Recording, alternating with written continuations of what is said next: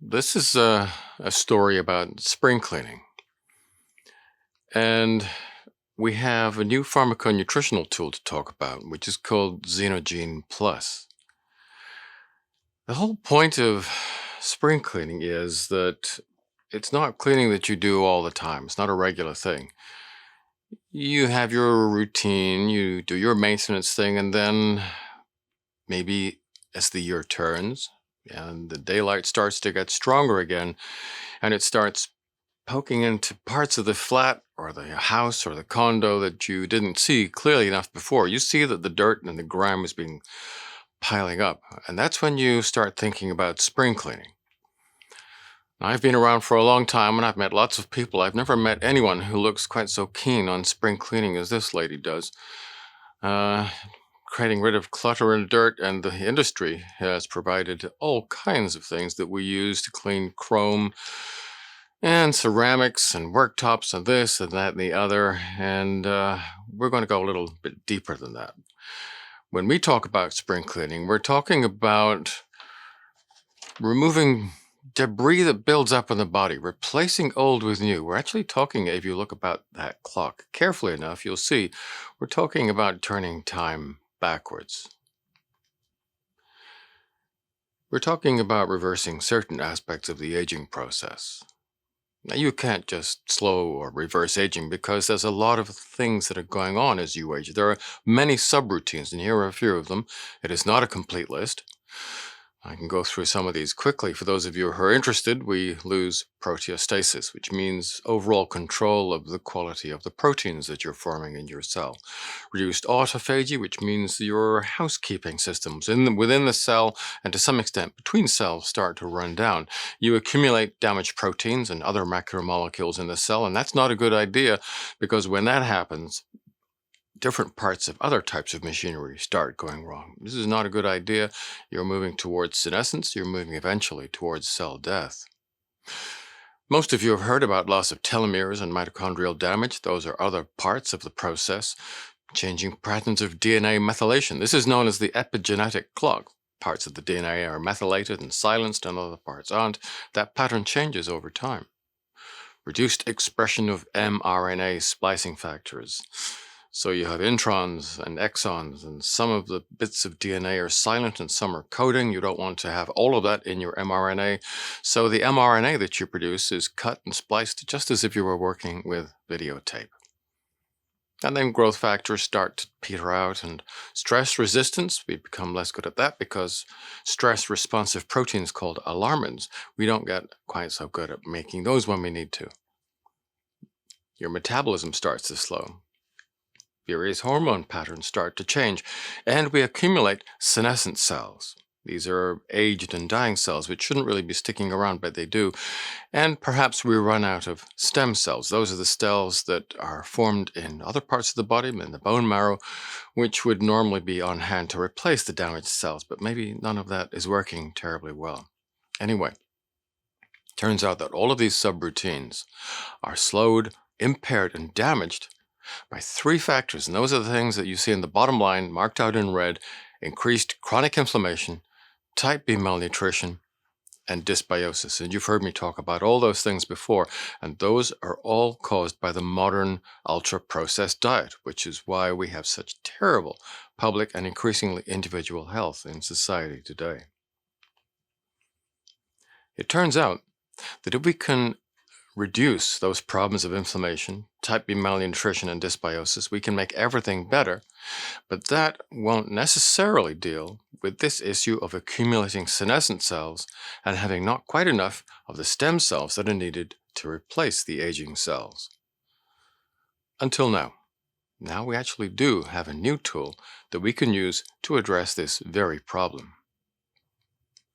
Time to define some terms. What are these senescent cells? Well, cells will continue to function for a while. Many of them have a finite lifetime, and as they get towards the end of that lifetime, those cells which are operating properly and correctly will switch on what is known as the apoptosis sequence. They commit suicide. They remove themselves from the stage. Thank you for your services. The problem is that some of these cells, they get towards the end of their life, and they do not switch themselves off. Instead, they stick around. At this point, they're not really helping you because they're using resources, scarce resources, but they're not producing anything positive. They're not contributing. They're no longer functional. They produce inflammatory factors. This is known as the SASP, the senescence-associated secretory phenotype. Basically, what that means is these are pumping out compounds, messenger compounds, which fuel local inflammation. And that in turn leads to increasing damage to local tissues, and not a good thing to have because it can also accelerate the growth of cancers.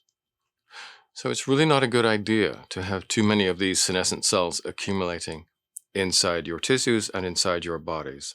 And in fact, the increase in senescent cells that generally does occur as you get older, especially if you're getting older in today's deeply unhealthy culture, it drives all of those aging subroutines that I listed in the previous slide. And those numbers 1 to 15, well, there are some of the scientific references to support this. There's a whole lot of scientific evidence to support this. So let's see if we can't find a way of removing those senescent cells and lightening the load. To do that, we can use tools which are called senolytics. These are compounds which very specifically kill off and remove the senescent cells while leaving healthy, functional cells unaffected. Do they work? Is this just a fanciful concept? Can we turn it into reality? Well, I think we can.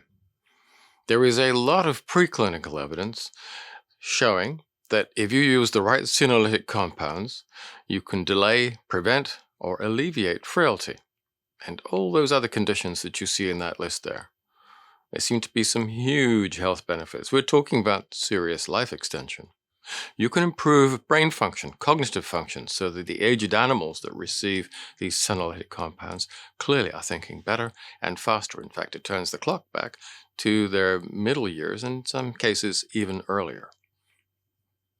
If it was just preclinical data, I don't think I'd be standing here. I wouldn't be convinced. But now, what we see is clinical trials starting to produce results.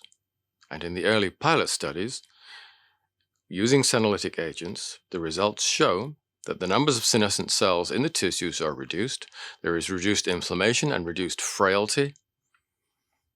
And the results have been so promising that further clinical trials are now underway in treating type 2 diabetes, idiopathic pulmonary fibrosis, which is a very unpleasant respiratory condition, Alzheimer's disease, osteoarthritis, osteoporosis, eye diseases, and a range of other clinical diseases. These compounds have a lot of clinical potential. So what do we do? What are these compounds? Where do we find them? What are they? Well, there's a lot of synthetic pharmaceutical approaches that are being examined. So dasatinib is one, which from your name you can tell it's biological. Navitoclax, geldonomycin, they just roll off the tongue, don't they? And then some familiar names such as digoxin, novalbane. These are old cardiac glycosides that we use to treat conditions of the heart, but it turns out that they have some senolytic activity as well. Some vaccines are currently being trialed. That's very much ongoing at the moment. And some researchers are using very interesting, very complex nanoparticles to deliver microtoxins to senolytic cells. You can find a lot of research like this if you go peering around in PubMed. I'm not convinced that this is the way to go. I think that with all of these synthetic, man-made approaches, there is always, and we know this from the pharmaceutical sector, the risk of serious toxicities, serious adverse effects. No matter how good the science, we're throwing very clumsy synthetic spanners into the incredibly complex working of the human metabolism. I prefer to work with natural compounds. And it turns out that there's quite a few of those which have really very good senolytic activity. Many of those are polyphenols. Fisetin, quercetin, luteolin, curcumin, others. All of these are polyphenols derived from various fruits, vegetables, and spices. And there are a couple of alkaloids currently in the frame as well. Piperolongumine, one or two others like that. Piperlongumine is an interesting compound. As its name implies, it's from piperlongum, or the long pepper. And all of these compounds, the polyphenols and piperlongumine, have a whole range of other very interesting and really important biological effects in the body, which, as I said, you can find if you have an interest in this sort of thing by using these words as search terms in the PubMed database. What the data increasingly shows is that the senolytics work best when used in combination. And that's been very much in our thinking when we put together ZinoGene, which combines a range of these natural senolytic compounds. Aren't we forgetting the stem cell? You might be asking yourselves. No, absolutely not. Foremost in our thinking. The problem is that stem cells are really, really complicated. You've got embryonic stem cells, neonatal stem cells, adult stem cells. You've got unipotent, multipotent, omnipotent, pluripotent. And if you are a scientist working in this area, you can take stem cells and transform them into pluripotent, which, as the name implies, gives them a whole range of functionalities and abilities to work in different tissues. But we don't do anything as complex as that. We're simple folk. And what I prefer to do is to work with the adult stem cells that all of you already have in your own bone marrow. The only problem seems to be that as we get older, and at a time when actually we could use more of these stem cells, those stem cells just stay waiting for the call, which they don't hear. They just rest in the bone marrow where they're not really doing much good to us. And this is where the second part of our equation comes into play. I've long been interested in this issue, whether we could find a way of sending a call out to those resting stem cells and telling them to get active, go into the tissues where they are actually needed. The answer is yes, we can do that. What does it take in order to achieve something like this? It takes fucoidans. These are very interesting compounds, polysulfated oligosaccharides, that we derive from seaweed. They're non-stick compounds. These are the compounds that make seaweed so very slippery. So what do these fucoidans do? They are able to displace these resting stem cells from the bone marrow, from their long sleep in your long bones, and reconfigure them. There is some evidence to support this in such a way so that once they hit the circulation, they are ready to get their hands dirty and go to work. There is some evidence to support this. This comes from Japan, where these fucoidans have been shown to improve the body's ability to repair damaged tissues. So in periodontal disease, they've been shown to encourage the re-anchoring of teeth that had become loose. This is quite a complex issue, and this may not all be about tissue repair, direct tissue repair. Other mechanisms are at play here, but this is very promising, and it's very much part of our thinking here.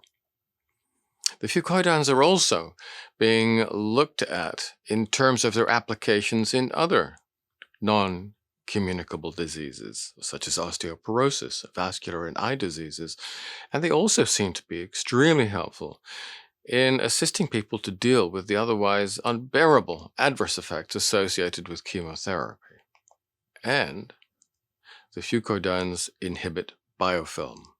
This is also part of their non-stick, Teflon-like characteristic. Now, biofilm is important because this is what develops as bacteria grow in parts of your body where they should not be growing, such as on your teeth. Plaque, which grows on your teeth in between brushing, is biofilm. Bacteria produce the biofilm, and it allows them to stick on the teeth. It allows them to thrive and grow. And when they grow to a certain point, they start producing acids, and that's what erodes your teeth. And that's also what contributes to periodontal disease. If you eat fucoidans on a regular basis, the biofilm is disrupted. The plaque will shrink away from your teeth, and in time, tartar, which is mineralized plaque, will fall off the roots of your teeth as well. This is profoundly positive. But biofilm, under certain circumstances, can form in other parts of the body too. For example, on artificial hearts, or artificial joints because they're not immunocompetent. If bacteria ever settle on them, they can grow, form biofilm, which is not a very good idea at all. And from my way of thinking, fucoidan's ability to inhibit biofilm may well produce other benefits in the body. This is not yet proven. It's something that is being actively researched at this moment in time. So the general approach is this. As we get older, we're accumulating more of these senescent cells, which you do not want too much of. We want to try and brush them away with the senolytic, the natural senolytic compounds, the polyphenols from all those fruits and spices. And then what we want to do is to replace them with new cells, shaken loose from your bone marrow. Very experimental. We're looking way out over the edge of what is already known here. We're not quite sure what we're going to see, but I'm interested in finding out. And I'm very excited about what I think we're going to find out. But it isn't just necessarily a sprinkling. Think of this as something you can do in autumn, in the winter, perhaps in the summer too. This is just the beginning of something very new, something that could turn out to be very big. Quite an adventure. I hope you'll join us. Thank you.